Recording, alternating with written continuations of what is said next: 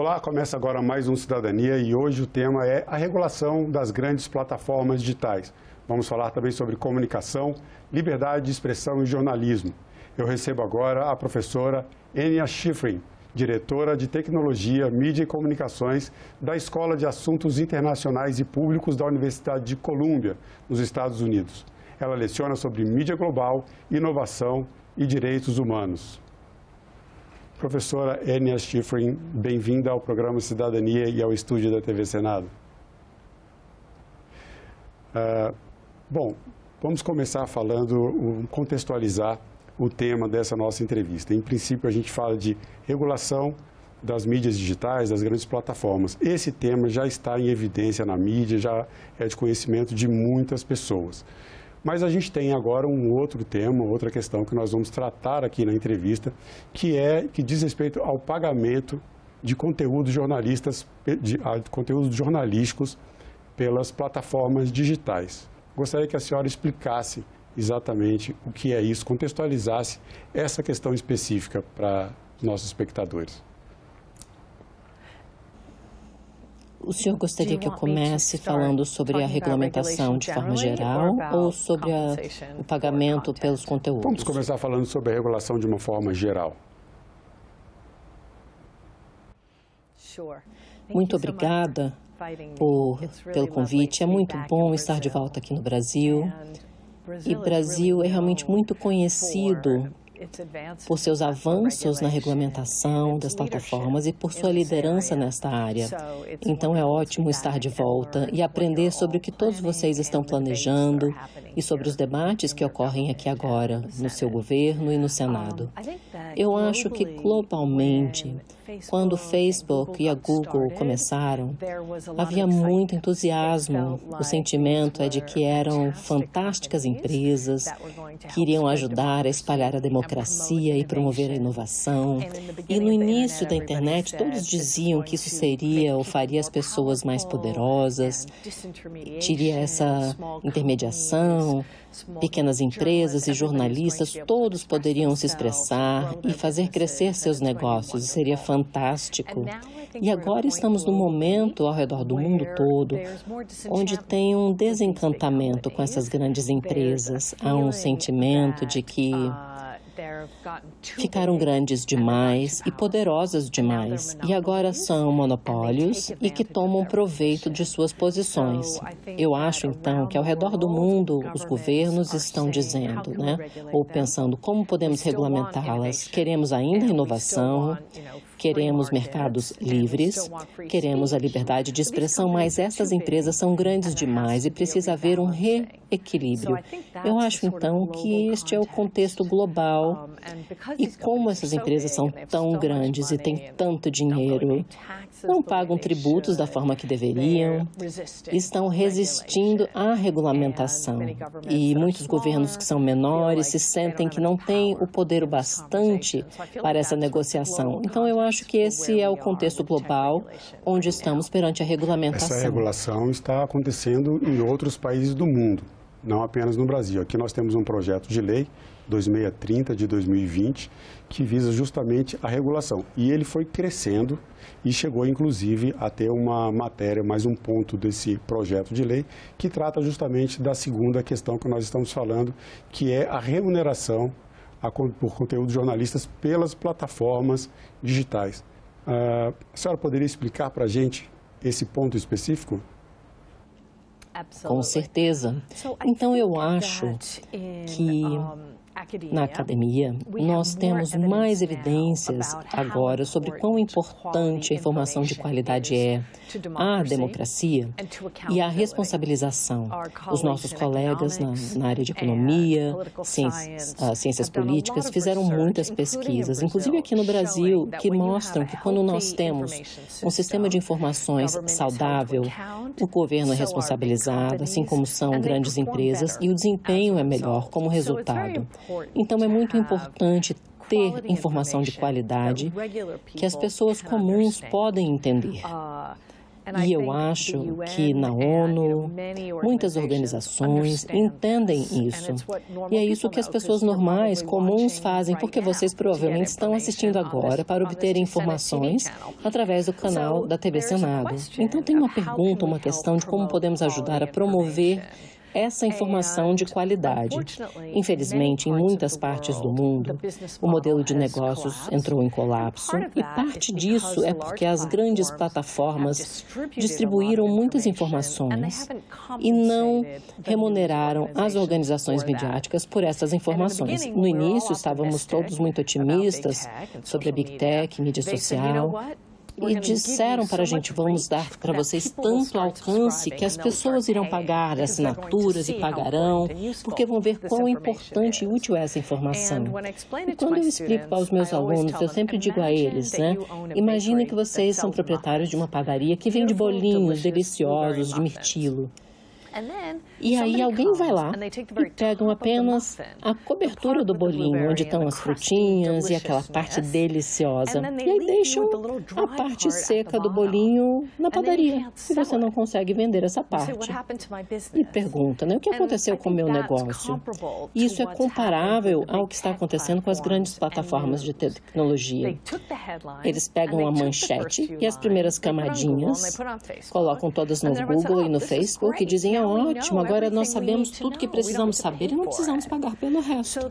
A questão, então, é todas essas agências de notícias começaram a ter problemas financeiros.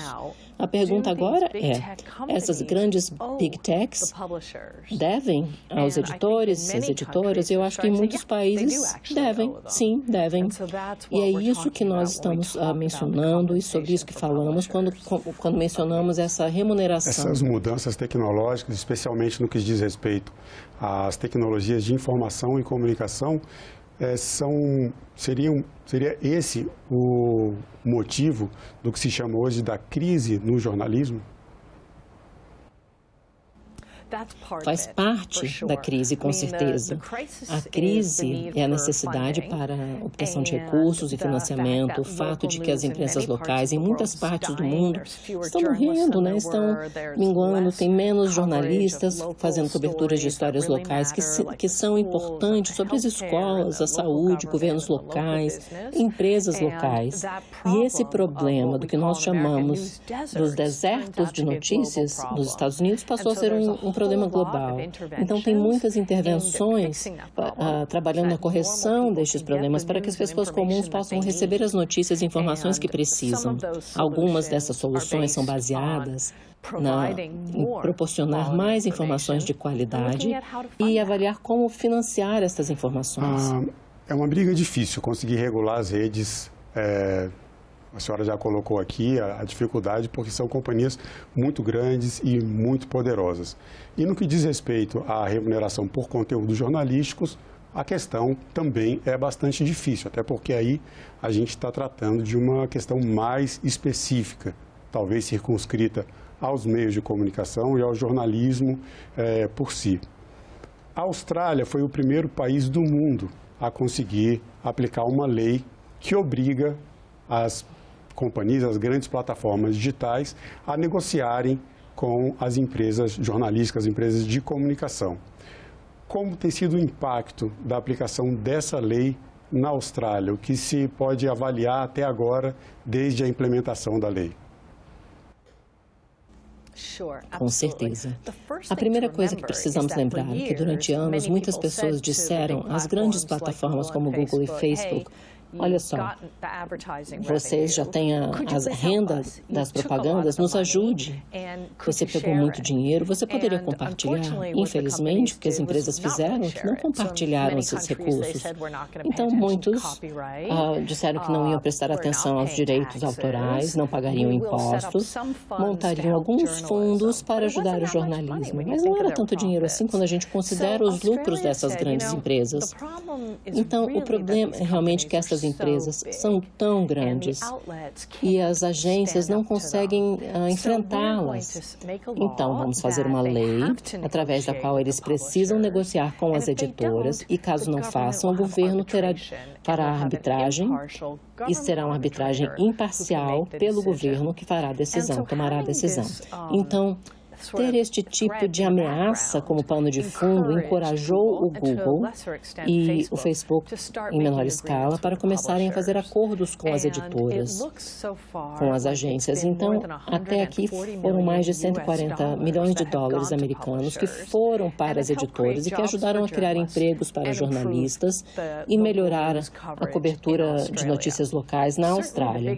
Com certeza, as maiores agências receberam mais recursos porque são maiores, mas as menores também receberam. Outros países começaram a dizer, olha só, isso foi bom, como podemos melhorar e o que nós podemos fazer de forma diferente. E sobre isso, há algumas críticas sobre a legislação da Austrália, principalmente na questão da transparência. Essa é uma das críticas. Algumas pessoas alguns jornalistas, inclusive, e associações de jornalistas, alegam que esse modelo não dá transparência sobre para onde vai os recursos que são pagos e nem quem está recebendo, como está sendo pago. Como os outros países podem, a partir da experiência da Austrália, ter legislações melhores? E, na sua opinião, quais seriam os pontos a serem melhorados da legislação da Austrália para os outros países? No mundo de políticas, eu acho que o senhor sabe melhor do que eu por estar no Senado, nunca as coisas são perfeitas. É sempre necessário começar de algum lugar e tentar melhorar. O Canadá, então, disse, vamos fazer o que a Austrália fez e fizeram uma melhoria, que é o valor que as editoras recebem é relatado para um regulador. Então, alguém saberá quanto dinheiro está sendo dado às empresas ou às agências.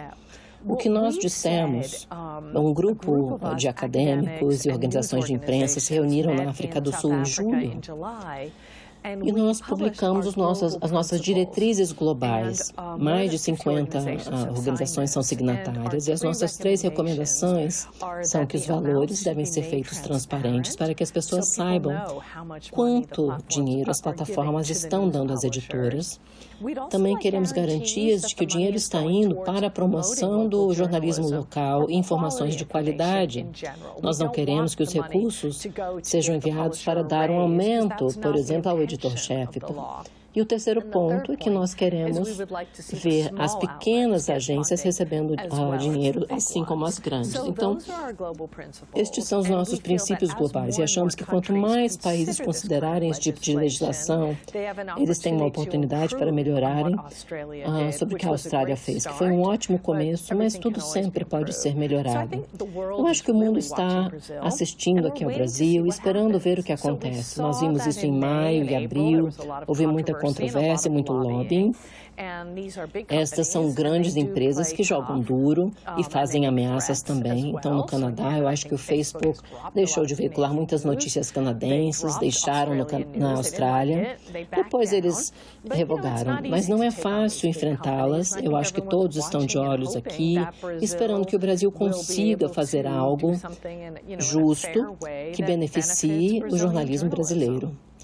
Na legislação australiana, há muito pouca interferência do Estado.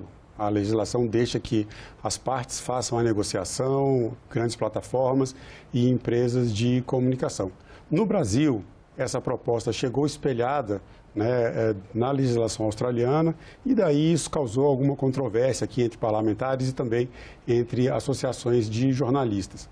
Uma proposta que tem sido levantada no Brasil e apresentada para dar para contrabalancear essa pouca participação do Estado, a questão também da transparência, é a criação de fundos setoriais públicos. Como a senhora enxerga essa iniciativa?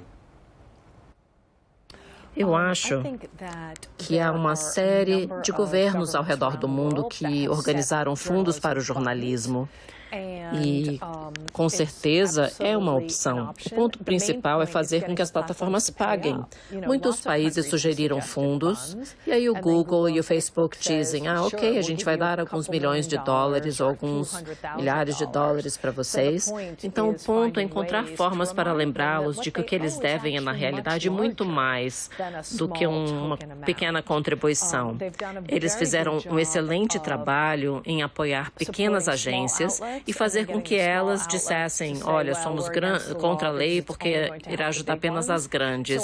Então, eu acho que essa unidade, essa união será muito importante para os jornalistas ao redor de todo o mundo, para que se mantenham unidos e assim consigam um melhor negócio. Esses mecanismos todos, eles protegem a profissão do jornalismo, protegem a produção de informação jornalística de qualidade, um propósito, inclusive, de proteger essas informações que são tratadas como bens públicos, de interesse público. Esses mecanismos de proteção, por outro lado, a senhora também estuda inovação, jornalismo, mecanismos de proteção como esses não acabariam dando uma proteção excessiva à profissão de jornalismo, inibindo a inovação? Quer dizer, faltou para o jornalismo conseguir se adaptar a uma nova realidade e inovar suficientemente para não chegar nessa situação de crise?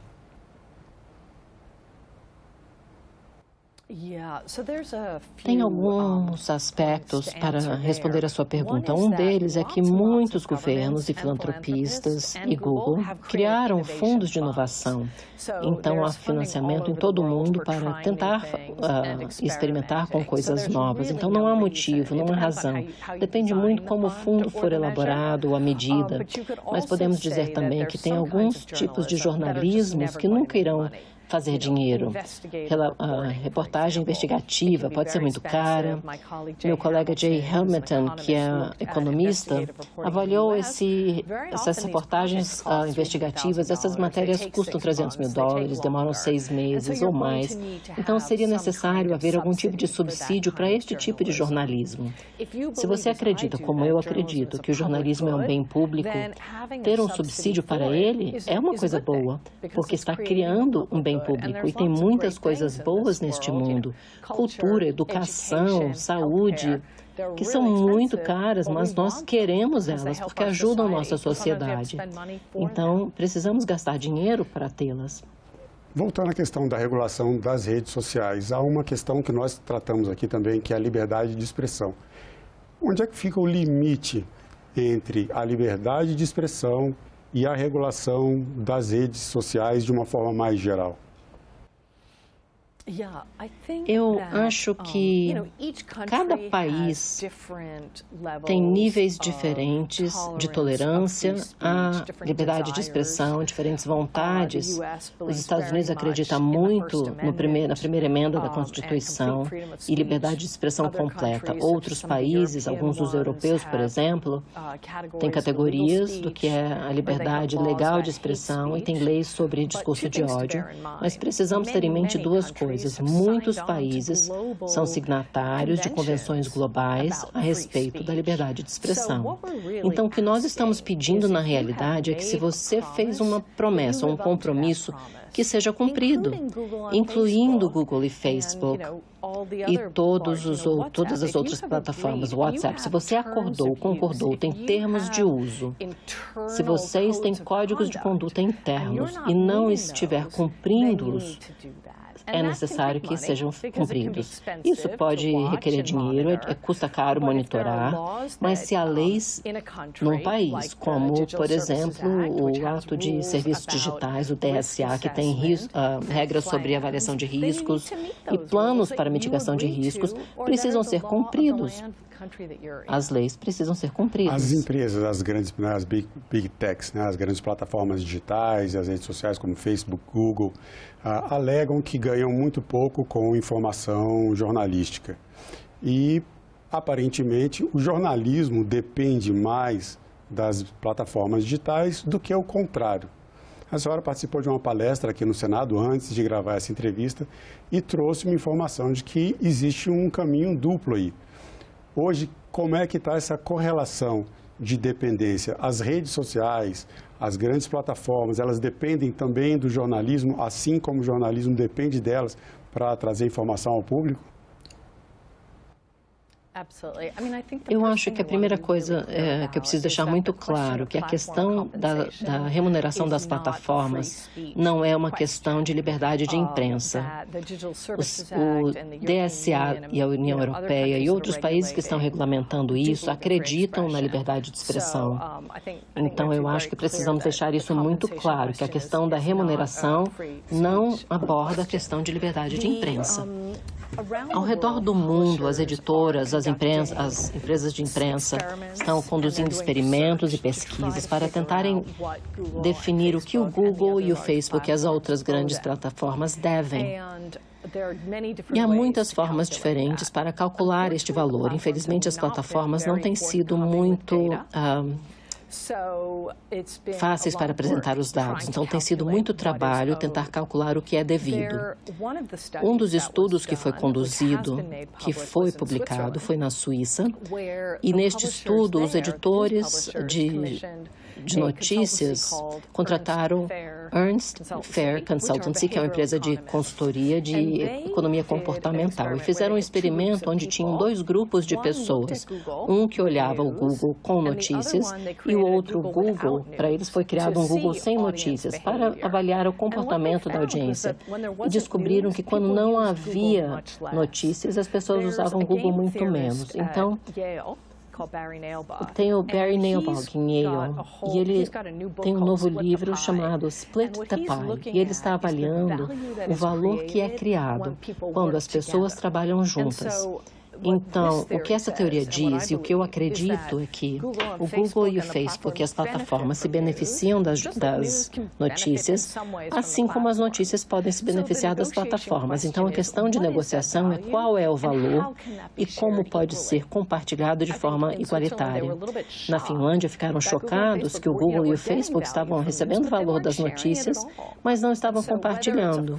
Então, seja uma divisão de 40% ou 50%, mas precisa ser compartilhado. E é assim que nós fazemos as sociedades funcionarem, quando as pessoas cooperam e compartilham as riquezas, e não uma grande empresa, mantendo tudo para si. Como definir o que é conteúdo jornalístico que deve ser remunerado pelas plataformas e redes sociais? Há diferentes definições, e o Canadá tem algumas excelentes, mas eu diria que nós estamos pensando que qualquer reportagem de alta qualidade sobre assuntos que importam, que deveriam ser carregados ou usados pela plataforma e compensados ou remunerados por elas. E esses recursos, uma vez destinados a empresas de jornalismo, tem surtido efeito em termos de incentivo à produção jornalística, a contratação de novos profissionais, tem gerado efeitos positivos para o mercado de trabalho do jornalismo? Sim, estamos começando a obter evidências disso. Eu conheço uma pessoa na Austrália que está monitorando os anúncios para ver em quantos mais jornalistas estão sendo contratados. Em muitos casos, foram criados mais empregos. Há um novo estudo que foi veiculado sobre os vouchers no Canadá. Claramente, nós temos alguns casos onde as pessoas pegam dinheiro e não criam mais jornalismo, mas parece que até aqui esses subsídios e créditos tributários e pagamentos têm, com certeza, ajudado a produção de informação de qualidade. Isso pode ser inserido na regulamentação, pode haver regras na regulamentação sobre como deve ser usado. Na Califórnia, tivemos várias conversas sobre uma empresa nacional, falando sobre as notícias da Califórnia. Será que precisa haver um subsídio na Califórnia ou estamos economizando apenas para as empresas locais da Califórnia? Mas todas essas decisões podem ser discutidas e tomadas. Professora Enia, para a gente encerrar a nossa entrevista, eu trago a pergunta que dá nome ao programa. Para a senhora, o que é cidadania?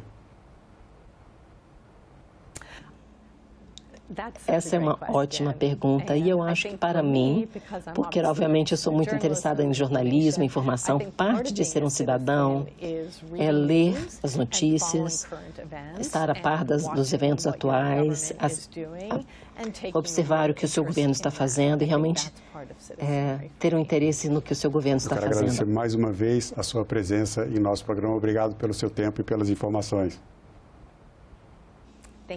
Muito obrigada pelo seu interesse neste assunto tão importante. E eu agradeço também a você que acompanha a programação da TV Senado. Assine o canal da TV Senado no YouTube, ative as notificações e acompanhe toda a programação do Poder Legislativo diretamente da fonte. Na TV Senado, democracia é todo dia.